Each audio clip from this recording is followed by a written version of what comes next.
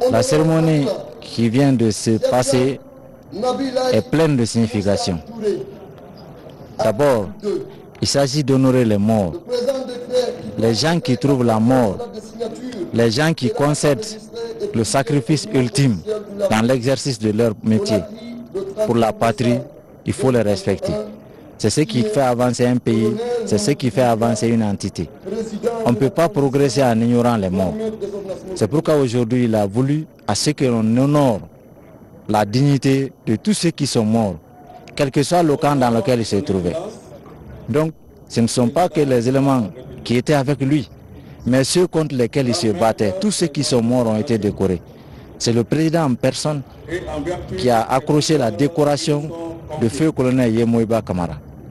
Donc, ça veut dire que c'est toute l'armée guinéenne. Les heureux bénéficiaires d'aujourd'hui se retrouvent dans toutes les unités. Il y en a qui sont des bâtards, il y en a qui sont de... Mais il y a même des civils là-dedans. Tous ceux qui ont trouvé la mort ce jour-là du 5 septembre, ils ont été honorés aujourd'hui.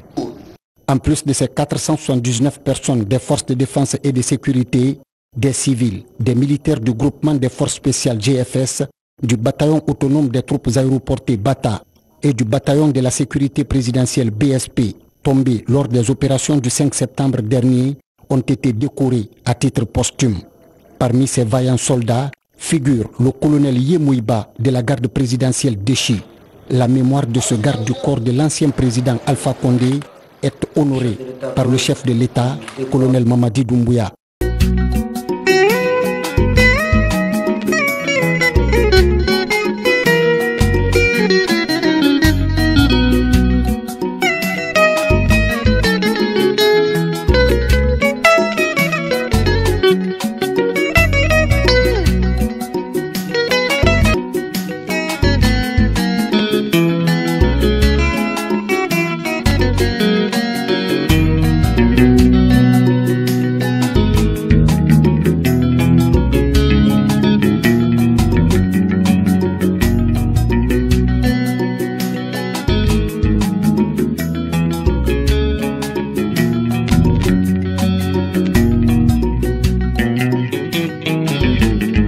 Après cette cérémonie de décoration, le président de la transition, président du CNRD, colonel Mamadi Doumbouya, a reçu la chaîne de commandement militaire. Ses officiers supérieurs étaient venus présenter les vœux de nouvel an aux premiers soldats de l'armée guinéenne. Chacun m'a chargé de vous transmettre ses vœux de réussite à l'occasion du nouvel an et vous renouveler vraiment notre totale entière disponibilité, notre soumission totale, notre loyauté totale à vos côtés pour tout ce que vous êtes en train de faire. Nous souhaitons à vous personnellement, à votre famille, vos proches, toutes les personnes qui vous sont chères, tout le peuple de Guinée en général, nous vous souhaitons une bonne et heureuse année 2022.